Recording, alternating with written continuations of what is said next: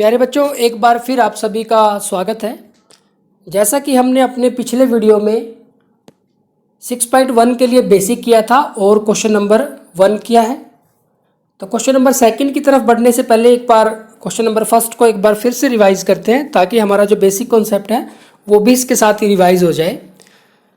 तो 6.1 का question number 1 है हमारे पास कि कोष्ठकों में दिए शब्दों में सही शब्दों का प्रयोग करते हुए रिक्त स्थान को भरिए, यानी कि हमें ब्लैंक को फिल करना है।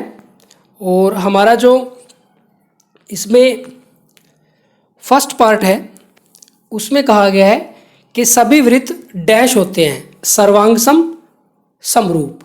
अब देखो, जो वृत्त हैं उनकी जो शेप है वो तो एक जैसी ही होती है, त्रिज्याएं बदलने से उनका आकार बड़ा छोटा होता चलेगा, लेकिन उनकी जो शेप है, जो उनका आकार है वो सेम रहेगा, उसमें कोई परिवर्तन नहीं आएगा। यानी कि जो सभी वृत्त हैं वो कैसे होंगे? समरूप होंगे। सर्वांग सम कब होंगे? जब उनकी त्रिज्याएं बराबर हों तो फिर वो सर्वांग सम होंगे, अदरवाइज जो सभी वृत्त हैं वो कैसे होंगे? समरूप होंगे। ठीक इसी तरह से सेकंड पार्ट में है हमारे पास सभी वर्ग।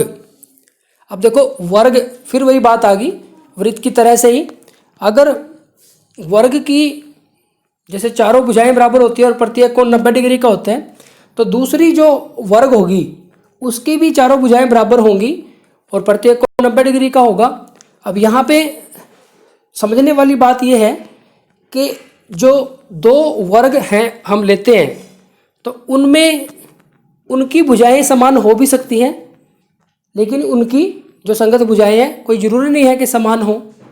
लेकिन जो आकृति है, जो शेप है, वो तो उनकी एक जैसी ही होगी, उनका साइज बड़ा छोटा हो सकता है।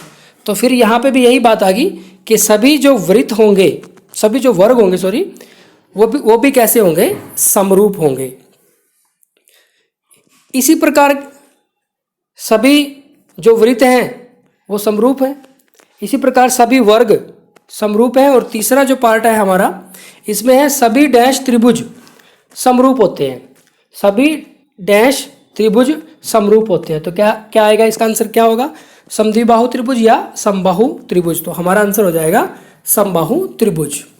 तो समद्विबाहु जो त्रिभुज होगी उनकी शेप अलग अलग हो सकती है, लेकिन जो समबाहु त्रिभुज होगी उनकी शेप एक जैसी ही होगी, उनका जो साइज है वो बड़ा छोटा हो सकता है। तो जो सभी समबाहु त्रिभुज समरूप होते हैं। फोर्थ पार्ट है हमारे पास, भुजाओं की समान संख्या वाले दो बहुभुज समरूप होते हैं यदि उनके संगत कोण कैसे हो? बराबर। संगत कोण कैसे हो? बराबर। और दूसरी बात, तथा उनकी संगत भुजाएं कैसी हो? समानुपाती।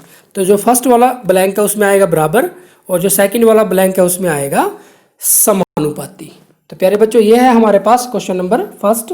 सारा का सारा जो क्वेश्चन है वो बेसिक से रिलेटेड है, काफ़ी इंपॉर्टेंट क्वेश्चन है। आगे बढ़ते हैं क्वेश्चन नंबर 2 की तरफ। अब जो क्वेश्चन नंबर 1 है उसी की जो अंडरस्टैंडिंग है वो सेकंड क्वेश्चन में यूज़ हुई है।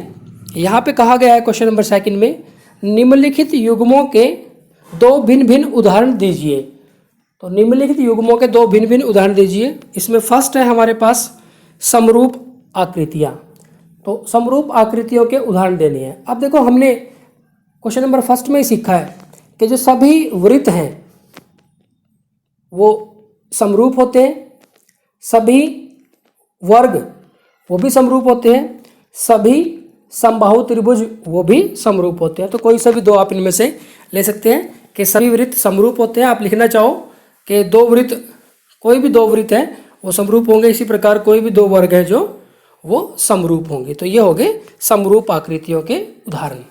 इसी प्रकार ऐसी आकृतियाँ जो समरूप नहीं हैं। अब हमें दो ऐसे उदाहरण देने हैं कि जो समरूप आकृतियाँ नहीं हैं। समरूप, देखो शब्द में ही सारा कुछ छिपा हुआ है। समरूप यानी कि समान रूप, एक जैसा रूप। अब यहाँ से इसके दो उदाहरण देने हैं जो समरूप नहीं है। तो एक हमने वृत्त और एक वर्ग ले लिया। तो वृत्त और वर्ग अलग अलग तरह की आकृतियाँ हैं, समरूप नहीं है। उनकी जो शेप है वो अलग अलग है। तो इस वजह से वो क्या है, हमारे पास समरूप नहीं है। तो एक आंसर तो हमारे पास क्या आ गया, एक उदाहरण तो हो गया, एक वृत्त और एक वर्ग। इसके आगे आप एक लिख सकते हैं, लिखना चाहे तो एक वृत्त और एक वर्ग। इसी प्रकार के जो दूसरा उदाहरण हो गया वो हमारा है, एक हम त्रिभुज ले लेते हैं और एक वर्ग ले लेते हैं। तो त्रिभुज अलग तरह से आकृति हो जाएगी और वर्ग अलग तरह से आकृति हो जाएगी। तो दूसरा उदाहरण हो जाएगा हमारे पास एक त्रिभुज और एक वर्ग। तो ये दो एग्जाम्पल हो गए हमारे पास ऐसी आकृतियों के जो कि समरूप नहीं है। प्यारे बच्चों, ठीक इसी तरह से हमारे पास क्वेश्चन नंबर 3 है। क्वेश्चन नंबर 3 का जो आंसर है, आप देखकर ही, सिर्फ देखने से इसका आंसर बता सकते हैं। क्वेश्चन नंबर 3 में कहा गया है कि बताइए कि निम्नलिखित चतुर्भुज समरूप हैं या नहीं। तो हमें ये देखना है कि ये समरूप हैं या नहीं। तो दो आकृतियाँ समरूप कब होती हैं, जब उनका आकार समान हो, उनका जो साइज़ है, जो अमाप है, वो समान हो या ना हो, इससे कोई फ़र्क नहीं पड़ता, सिर्फ आकार हमें देखना है। अब देखो प्यारे बच्चों, अगर इसके आकार की बात करें, इन दोनों आकृतियों के आकार की बात करें, तो देखने से ही पता चल रहा है कि ये समरूप नहीं है, इनका आकार एक जैसा नहीं है। दूसरी बात, अगर नियम के हिसाब से देखें तो क्या नियम है कि पहला तो संगत कोण बराबर होने चाहिए। अब देखो ये तो हमारे पास जो आकृति है, दोनों ही, ये हमारे पास जो पहली आकृति है ये एक समचतुर्भुज है और जो दूसरी आकृति है ये एक वर्ग है। अब वर्ग का प्रत्येक कोण 90 डिग्री का होता है, लेकिन समचतुर्भुज का प्रत्येक कोण 90 डिग्री का नहीं होता है। तो यहाँ से जो संगत कोण है इसके बराबर नहीं है।